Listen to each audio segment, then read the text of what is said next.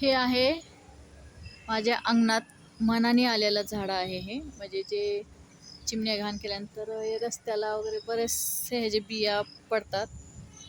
बरं मला वाटतं पक्षी वगैरे खात असतील.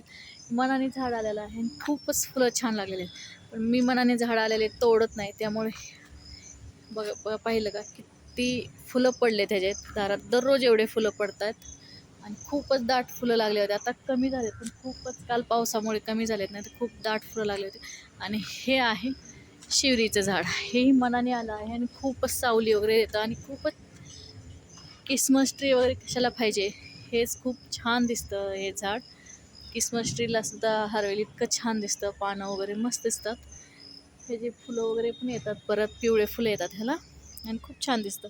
आणि हे एकदम 2-3 झाडं आलेत. एकदम असं रोड एकदम सरळ येतो आमच्या दारामध्ये, त्यामुळे एक संरक्षण म्हणून एक झाड आलं, हे चांगलं वाटतं एकदम. मध्ये झाड आल्यामुळे की गाड्या वगैरे वळताना इकडून सरळ नाही आले तर झाडालाच हे होतील आणि क्रॉस करून जातील. असं म्हणजे असं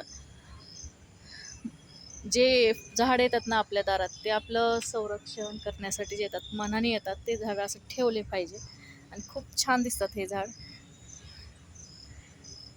देवाने दिलेली देणगी असते हे. आणि आपली इंडियन झाडं खूप छान दिसतात आणि आपल्याला नवीन नवीन पाहिजे असतं. म्हणजे नवीन नवीन ह्याच्यातले कुठे गार्डनमधले नवीन आपण घेऊन नर्सरीमधून वगैरे घेऊन लावतो. पण जे मनाने आलेले असतात झाडं, हे पण ठेवले पाहिजे. हे पाहिलं का?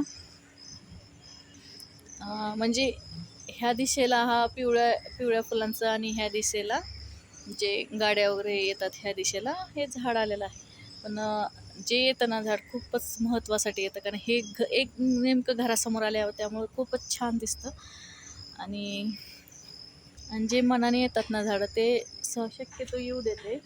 हे पण खूपच छान झाड आलं आहे. हे पाहिलं का?